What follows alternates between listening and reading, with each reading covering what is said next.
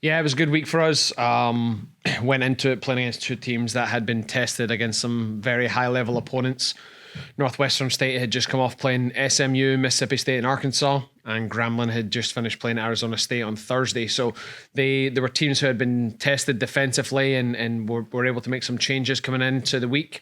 And that was good for us. It gave us a real fresh challenge of a team that could work on that area of the game and then make some adaptations.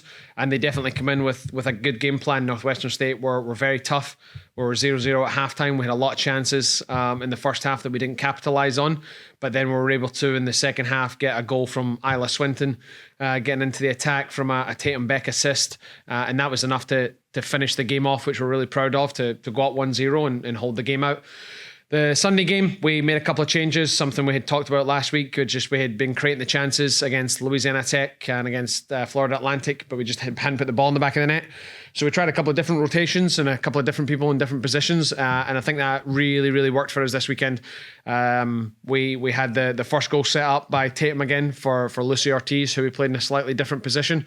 And then coming into the game, Sophie Plackey made a huge impact, immediately scoring as soon as she went on the field. So second half came there, and after you're playing at 5 o'clock, it's a little warmer. Yeah, the idea there is to make sure that we hold on to our defensive game plan. If we can create some chances at a 2-0 lead, then that's great, but we definitely don't want to give anything up, because when you're 2-0 up, as soon as you give an opposition a chance and it ends up being 2-1, they're straight back in the game, and the mentality and the energy is completely different. So really happy with the team and how we closed out both games, not giving up a goal again on both games this weekend, and seeing out a 3-goal on the weekend. In this homestand, you've given up a grand total of 1 goal. Your defense, what has been the biggest thing or biggest compliment you can give to your defense throughout this stretch? I think it's just the energy, right? Like, if you've got energy and you've got a competitive spirit, it's really hard to break down. And no matter who we put in, no matter where it is on the field, front to back, left to right, everyone's buying in, everyone's bringing energy, and they're executing a game plan. And we can't credit the players enough for that.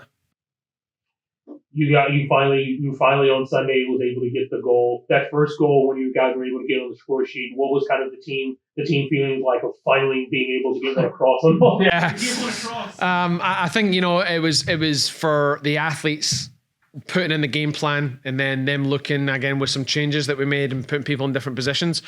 One of the movements that we worked on during the week, that was how the first goal was scored, and it was literally spot on. So I think it was really nice for the athletes, not for the mindset of we finally scored on a Sunday. It was more of them drawing conclusions, going, hey, we've done this is the repetition, this is where it becomes a habit, and now we've executed it and put it in the back of the net. Go ahead.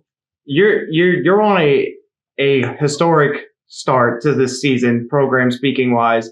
I know you're nowhere near probably what your goals are for this team in the long run, but considering what this program was when you first stepped in here, do you ever take a time to just look back and think of where you were, where this program was whenever you took it over versus where it is now in just year 3? No, not yet. We'll do that once we feel as if we've got the program to where we believe it should be, in par with every other sport that's here: softball, baseball, football, and golf's won championships, basketball's won championships. That's the goal for the program.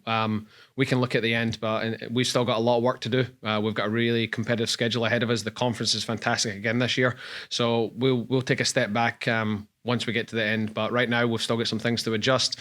Still got some more things within our own control that we can have an effect in the game and capitalize on some more chances and tighten up some things on defense still to give up less chances. The less we give up, the better. So there's still some things that we need to work on, and we'll keep striving for that one game at a time.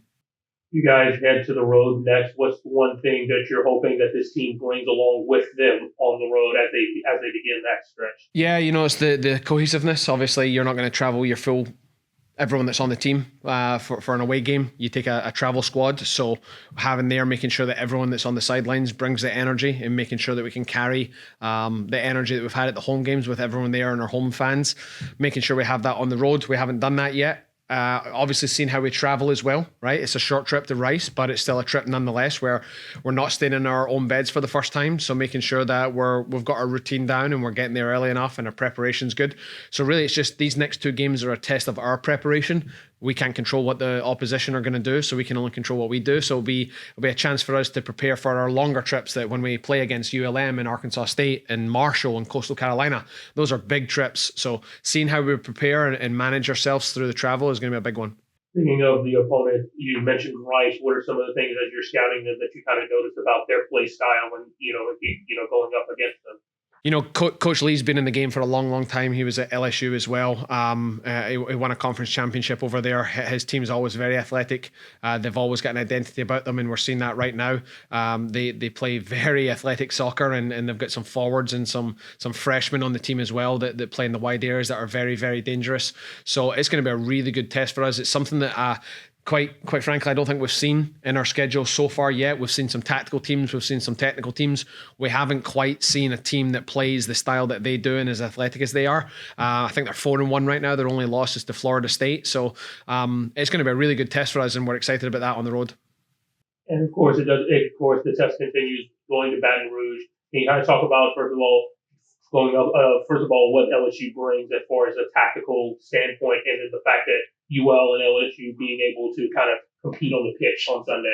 Yeah, it's always exciting to play against LSU. It's a great thing to do, to be able to play a local team like that of such a high standard. And LSU are a phenomenal team. They're really athletic. They're really good soccer players. Tactically, they will be down pat. They've got several different formations and several different rotations that they do in possession.